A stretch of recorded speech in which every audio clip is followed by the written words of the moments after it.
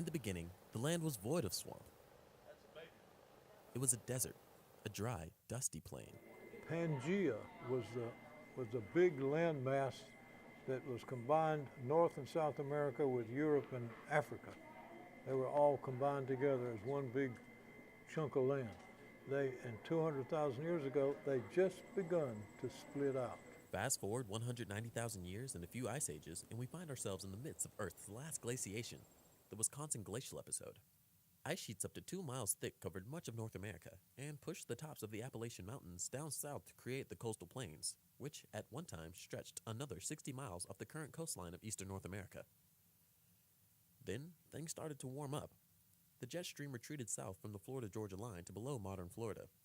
The glaciers started melting.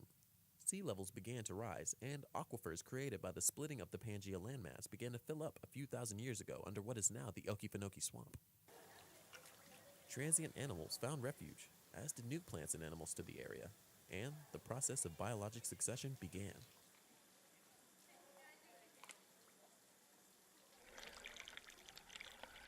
One community succeeding another, and every time one community dies, it contributes its members to the floor.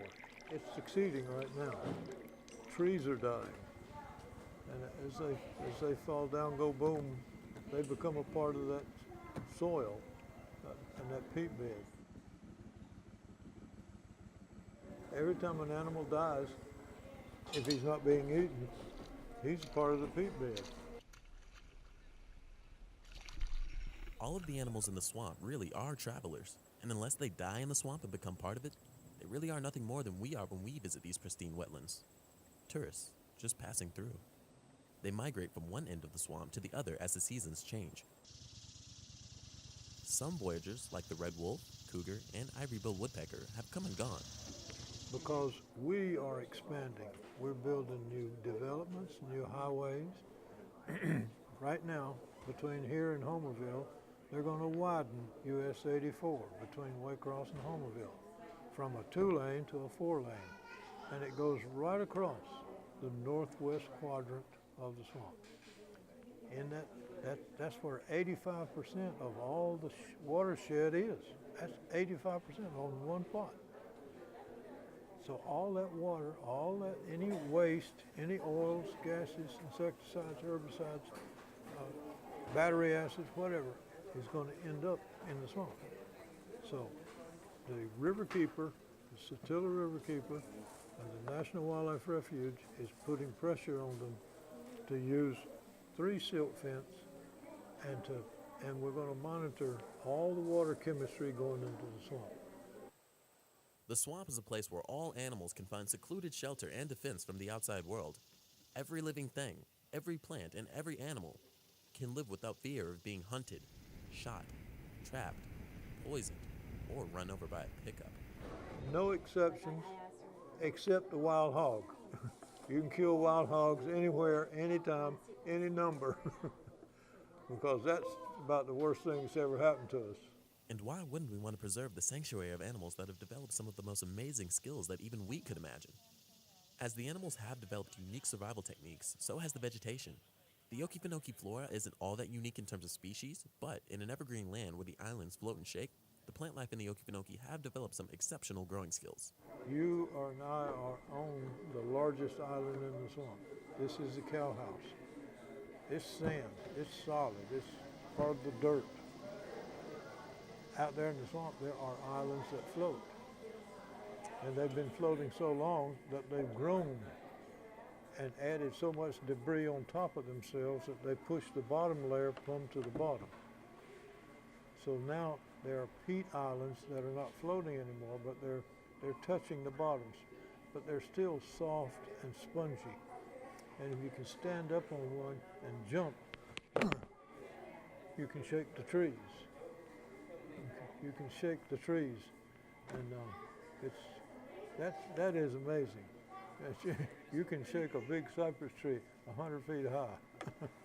If left to their own accords, these islands would eventually come together to make one huge peat island.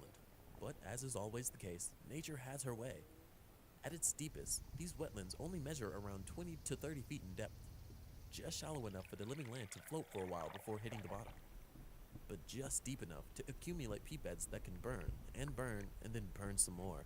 On the hill, when it burns down to the sand, that's it. It quits. It goes out. But in here, when it goes down to the peat bed, it keeps on burning. And peat will burn when it's 30% moisture content. 30% moisture content, it'll burn. So peat is the big difference. And it can smolder underground for weeks and months and months. And maybe burns its way back out again somewhere else.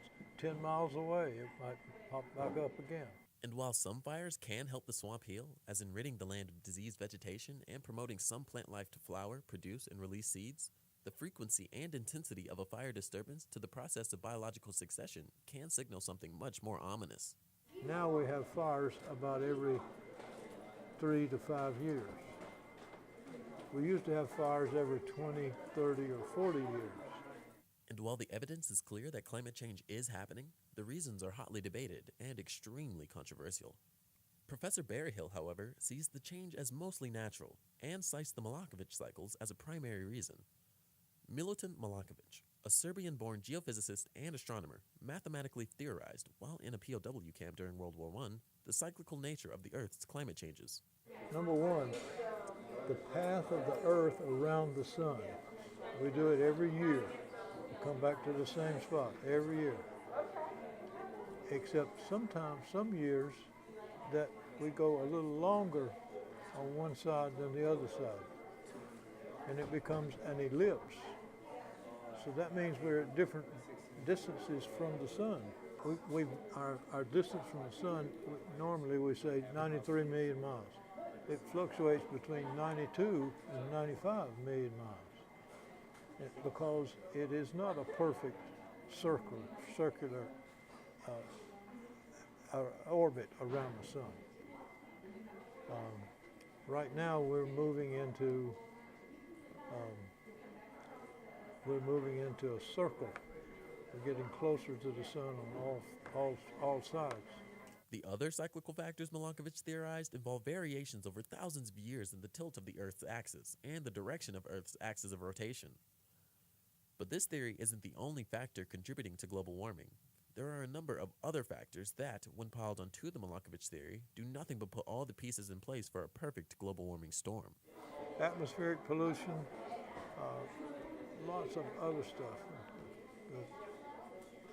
Carbon dioxide has a direct effect on global heating, global warming, a direct effect. And our population is becoming more mobile. Automobile exhaust, any internal combustion engine exhaust produces carbon dioxide, as well as other toxic gases. Global warming is here among us. The Okefenokee. In the grand scheme, it's just a baby, but it's been around long enough to establish itself as something permanent, no matter the disturbance and devastation. Over more than 5,000 years, the swamp has grown, evolved, and provided a refuge for those looking for a new home, but even more so for those just passing through. Yes, in the beginning, it was barren, a flat desert plain with nothing much to show off. Now, it is alive.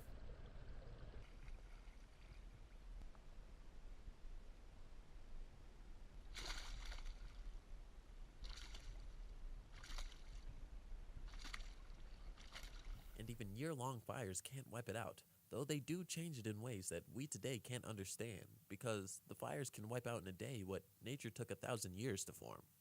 So, in the end, what is the lesson? Maybe it comes straight from humanity. Maybe it was left behind by the people who first recognized the unique nature of the swamp. Maybe they understood that in the Okefenokee swamp, the ground is shaky, and everything can change in a moment. We were once alive like you are now, but we complained and hollered anyhow. So love each day, don't pass it by. Sooner or later, you too will die. That sign was put up there by the first people who built the park.